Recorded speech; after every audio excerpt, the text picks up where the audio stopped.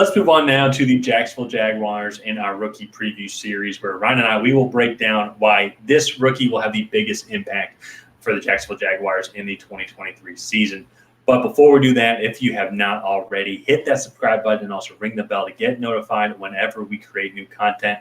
Ryan and I, we have a goal of getting to 2,000 subscribers by the start of the NFL season, and we have a bunch more content coming out between now and September 7th. Also, once when the season starts, we will be having a fun season-long competition where we will predict and make videos on every single NFL game. So if you want to see our Jaguars predictions, be sure to subscribe and ring the bell, get notified. And Ryan, let's get into it here. The Jacksonville Jaguars, they kind of had a low-key off-season, so to say. I think kind of their main thing coming into the season was like what was going to happen with Evan Ingram, how are they going to approach that, especially with this tight end class. They ended up actually doing both. They extended Evan Ingram. They also then did get a good tight end as well. But I think the biggest player who's got the biggest impact is going to be the first-round pick in Anton Harrison, the tackle from Oklahoma.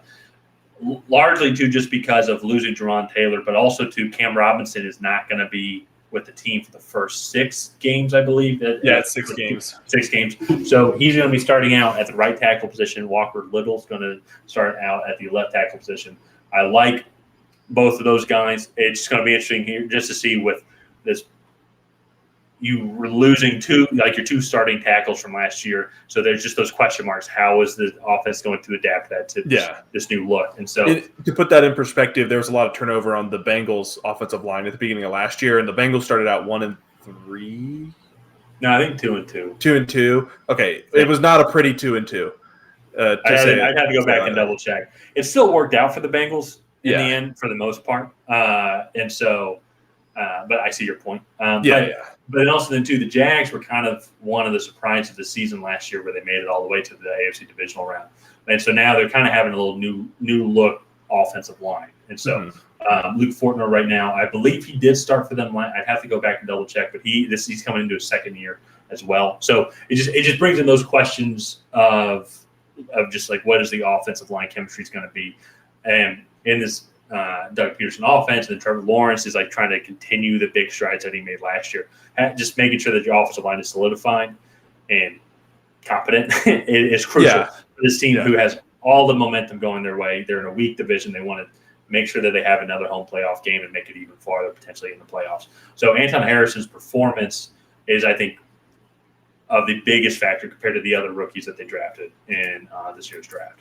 Yeah, and I also think he's probably going to get the most opportunity of all those guys, right? Like you look at Tank Bigsby, he's behind Travis Etienne, Brenton Strange, he's behind Evan Ingram, right? And I just think he's going to be the one thrust into the spotlight in week 1 on how he's going to perform. So I really like him. He physically was one of the top tackles in the draft, right? There are a lot of questions about Peter Skoronski's arm length, and Anton Harrison, it was more of just could he hold up to the physicality of the NFL. He had the technique and the arm length and everything down on tape. It's just he was playing in the Big 12. So that is a big step up in competition, but we'll see. That's a jump all college players have to make. So another guy I do want to shout out, I'm going to go all the way, I think, to like the 6th round. Parker Washington was one of my favorite receivers coming into this draft, and I think he's really good value. He's basically a running back in a slot receiver's body. I want to say he's 5'11", 210, and he just has really good hands. He had, I think, less than a 2% drop rate at Penn State. And once he gets in the open field, he's really hard to bring down. He has some tree trunks for legs, and I think that's a really solid depth pick there. So it's a good depth pick. I agree. I think it'll be a good year for him to keep developing as well. Because it's going to be tough for me to see him get a lot of playing time just with like their starting line on the receiving side: Ridley, Zay Jones, and then Christian Kirk.